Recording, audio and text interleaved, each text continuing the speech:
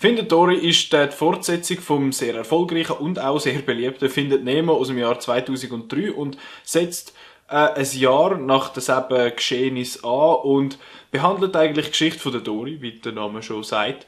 Und sie will ihre Eltern finden, weil sie hat gemerkt, dass sie vergessen hat, wo ihre Eltern sind. Und sie vergisst ja sowieso alles.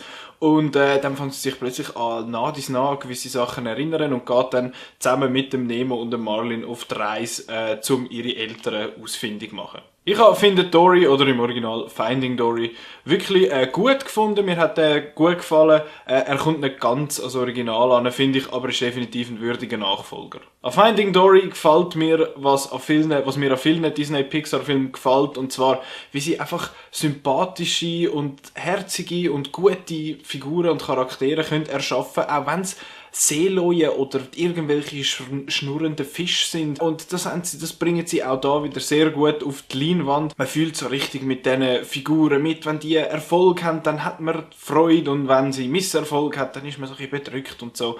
Und das finde ich, haben sie auch bei Findet Dory wirklich mega gut angebracht. Die bekannten Figuren sind bekannt. Zum Beispiel Dory. Dory ist ja herzig. Sie ist die Hauptfigur das mal und nicht nur eine Nebenrolle sozusagen. Und sie ist wirklich eine herzige Figur und man mag sie. Also ich habe sie mögen, ausser am Anfang die erste Viertelstunde, habe ich es ein bisschen anstrengend gefunden, weil sie wirklich mit dem Holzhammer ins Gesicht haben müssen hauen, dass jetzt die alles vergisst, nicht nur von der letzten Stunde oder der letzten 5 Stunden, sondern auch der letzten 20 Sekunden.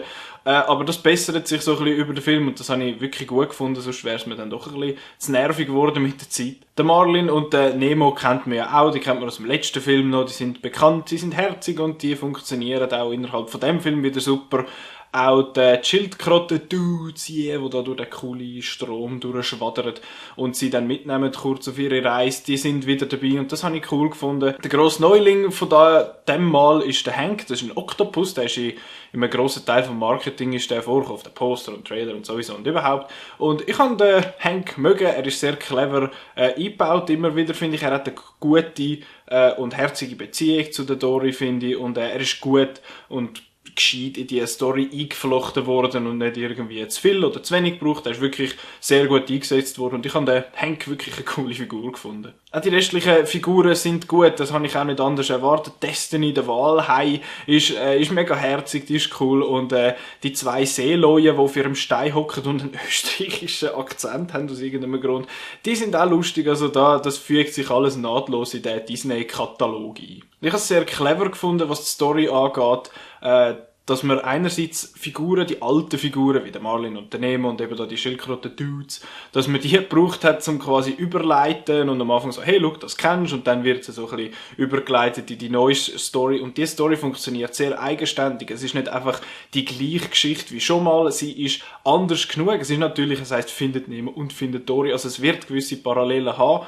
Aber schlussendlich kann die Story super für sich allein stehen. Was ich jetzt nicht so super gefunden habe an der Story, aber ja, ich weiss nicht, das ist wohl da einfach ein bisschen ein Muss, es hat fast sicher 1 oder 2 Stolpersteine zu viel gehabt. Da denkt, oh, sie schafft es und oh, sie schafft es doch nicht und oh, sie schafft und wieder so knapp dran vorbei und das etwa 15 Mal, dann findest du so, sie können es jetzt auch mal schaffen, aber ich finde schlussendlich, das Ende ist wirklich mega herzig, das habe ich auch cool gefunden, wie sie die Geschichte abgeschlossen haben. Was man natürlich sehen muss, ist, Finding Dory ist wirklich in erster Linie ein Kinderfilm und das ist auch völlig okay. Ich hätte mir einfach gewünscht, dass es noch ein bisschen mehr Sachen hat, die nur die Erwachsenen lustig finden.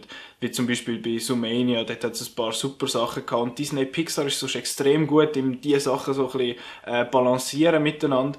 Das Mal hat es nicht so viel nur Erwachsenen-Witz drin gehabt, wo die Kinder so finden, wieso lacht jetzt der Papi? Aber auch sonst gibt es für die Erwachsenen genug zum Lachen und zum Sehen, das ist jetzt überhaupt kein Problem. Und ich meine, der Film ist auch mega herzig. Findet Dory ist ein prima Kinderfilm mit einer schönen Geschichte, die er erzählt, mit herzigen und coolen Figuren, die drin vorkommen. Für Erwachsene jetzt nicht sehr viel so spezifische Gags, aber gleich immer noch genug zu sehen und zu lachen, das ist also überhaupt kein Problem. Ich finde, die Story hat also ein bisschen einen Stolperstein zu viel hier und da, aber schlussendlich ist die Story an sich wirklich auch gut erzählt. Es ist eine coole Geschichte und sie ist nicht genau die gleiche, wie so eine Copy-Paste-Geschichte von Findet Nemo und das habe ich mega geschätzt selber. Von dem her, Finding Dory ist wirklich ein prima Sequel und eine prima Fortsetzung von der bisherigen Geschichte und ich finde, so kann man Fortsetzungen durchaus machen. Finding Dory ist bei uns jetzt auch endlich mal rausgekommen. Jetzt in den USA ist er schon auf DVD und Blu-ray draussen. Bei uns kommt er ins Kino. Hurra! Und das ist einer von vielen Animationsfilmen in nächster Zeit, habe ich das Gefühl. Und Finding Dory hat jetzt die Messlatte relativ hoch gesetzt, finde ich. Und ich danke euch vielmals, dass ihr das Video angeschaut habt und ich sehe euch beim nächsten Mal.